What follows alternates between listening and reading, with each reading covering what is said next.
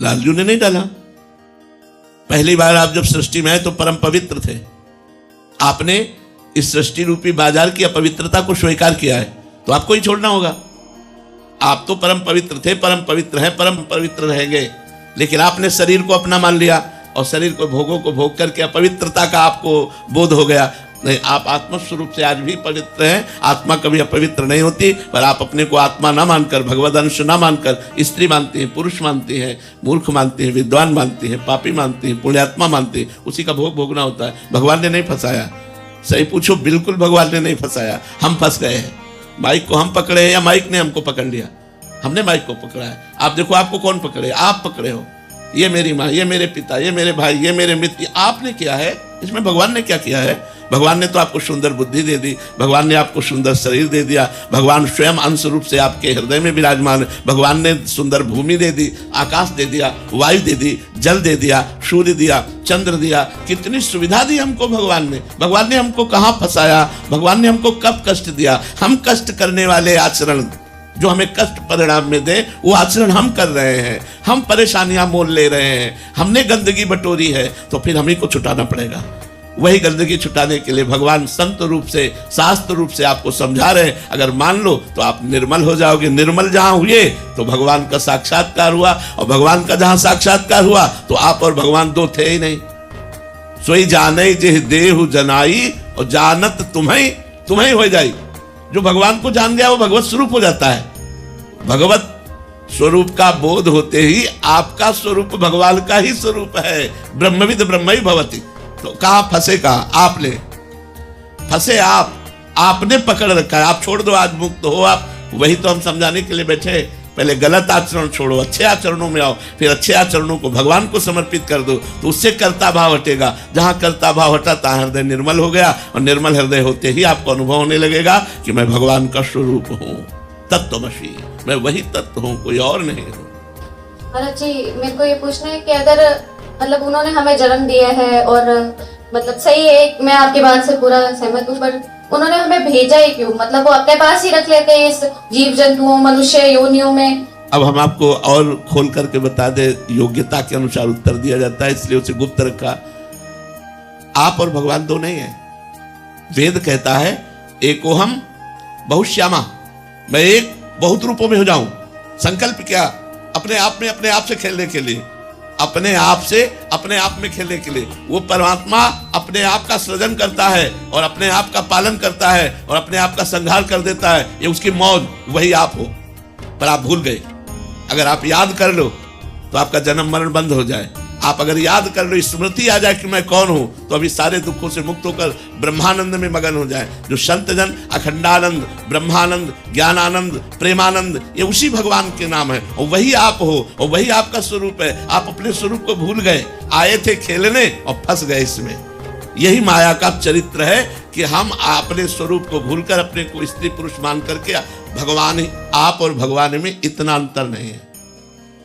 आप मतलब आत्मस्वरूप जो है, जिस दिन ज्ञान में आपने अपने को शरीर भाव से हटा लिया, उसी दिन आप देखोगे कि ब्रह्मविद ब्रह्म ही भवति, आप ब्रह्म स्वरूप हो। ये एक स्वप्न चल रहा था जो झूठा था, न कभी जन्म हुआ है न कभी मरण होगा। आप हमें बताना, स्वप्न में देखा कि हमारे चाकू मारी जा रही, क्या उस समय आपको गलत लगता है कि ये झूठा है? ये ऐसा लगता है कि ये सही नहीं है? ये स्वप्न में देख रही हूं, मुझे चाकू नहीं लग रही, ऐसा तो नहीं लगता ना? और जब आंख खुली तो हंसी आ जाती है। यार कुछ नहीं था, कोई ना चाकू थी, ना कोई चाकू मारने वाला था, ना मरने वाला था, कोई नहीं था, केवल मैं थी। ऐसे ही जब ज्ञान हो जाएगा तो यहाँ न स्त्री है, न पुरुष है, न जड़ है, न चैतन्य है, न दुख है, न सुख है, एकमात्र वासुदेवा सर्वम, एकमात्र भगवान। अब ये वेदांति की बड़ी ऊंची बात है, बच्चा आपकी समझ में आवे, भगवान समझा दे तो। भगवान स्वयं फंसे हुए हैं, भगवान ने आपको नहीं फंसाया, स्वयं फंस गए। एक बार सुदामा जी ने भगवान से कहा कि यार तुम हमारे दोस्त हो और मायाधीश हो, यार हमें माया दिखाओ, माया कैसी होती है? भगवान से कहा तो भगवान ने कहा चलो समुद्र स्नान करने चलते हैं। द्वारिका में समुद्र है ना, बोले आओ समुद्र स्नान करने चलते हैं। ध्यान से सुना। तो भगवान ऐसे और सुदामा जी सामने बोले चलो गिन के डुबकी मारते हैं, 10-10 डुबकी मारते हैं। सुदामा जी ने जे ही डुबकी मारी तो सुदामा जी ने देखा कि मैं एक देश में पहुंच गया और उस देश में जे भी गए तो लोग उनका पूजन करने लगे कि ये सुदामा जी हैं, भगवान के मित्र हैं। वहां का राजा भी पूजन करने लगा। राजा ने कहा हमारी बेटी ब्याह योग्य है राजकुमारी, अब तो इनके साथ अब ब्याह कर देते हैं। सुदामा जी का जबरदस्ती राजकुमारी के साथ ब्याह हो गया। अब 10-5 लड़के बच्चे हो गए। अब वहां की प्रथा थी, जैसे भारत में पहले प्रथा थी कि अगर पति मर जाए तो पत्नी को सती होना पड़ता था, पूर्व में ऐसा। तो वहां की प्रथा थी जिस देश में सुदामा जी का ब्याह हुआ कि अगर पत्नी मर गई, पति को जबरदस्ती जला दिया जाता था पत्नी के साथ। अब उनकी पत्नी मर गई, अब उनको जबरदस्ती शव के साथ बांध दिया गया और जे भी चिता में आग लगा दे हुआ बोले श्री कृष्ण त्राहिमाम, रक्षा करो। तो भगवान ने ऐसे पकड़ा और उठाया, बोले यार लंबी डुबकी मार दिए क्या?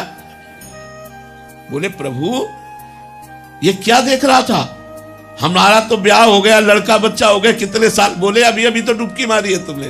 तो बोले क्या था? बोले यही मेरी माया थी यही मेरी माया है कि एक सेकंड में वर्षों का अनुभव करा दिया हमको, पूरा का पूरा दृश्य ही अलग बदला। तो ये स्वप्न की तरह जगत है। उमा कहाऊं मैं अनुभव अपना, सत हरि भजन जगत सब सपना। तो बच्चा अभी आप स्वाप्निक पुरुष हैं, जगत का स्वप्न देख रहे हैं, मोह निद्रा में सोए हुए हैं। जिस समय जग जाएंगे तो उस समय बात अलग रहेगी, भगवान ने नहीं फंसा, हम अपने भ्रम में फंस गए। हमारा भ्रम से जन्म मृत्यु हो रहा है, न कि सत्य। हम कभी नहीं मर सकते। अच्छा देखो, मृत्यु हम आपको खोल के बताएं क्या होती है।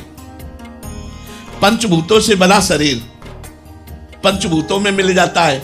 अग्नि तत्व अग्नि में, जल तत्व जल में, वायु तत्व वायु में, पृथ्वी तत्व पृथ्वी में, आकाश तत्व आकाश में। मरा क्या? आत्मा अमर है। मृत्यु किसकी हुई? किसी की नहीं हुई। अब बताओ क्या मर गया? बोले आदमी मर गया। कैसे मर गया? बोले वो जो अंदर था वो चला गया और पंचभूत विराजमान शरीर वो पंचभूतों में मिल गए। मरा कौन? जो अंदर से चला गया वो तो अविनाशी है, वो मर ही नहीं सकता। और जो शरीर है वो पंचभूतों में मिल गया, तो मरा कौन? कोई नहीं। एक भ्रम का नाम मृत्यु है। अब फिर वो नया शरीर ग्रहण किया, उसका नाम जन्म है। और यही जन्म मृत्यु का भ्रम मिट जाए तो वो अविनाशी परमात्मा अपने स्वरूप में स्थित होकर ब्रह्मानंद परमानंद में डूब जाए। पर ये थोड़ा कठिन बात है समझना। अब प्रसंग वसात इसलिए हम चर्चा करते नहीं, अच्छी साधना करने पर ही इस बात को समझा जा सकता है।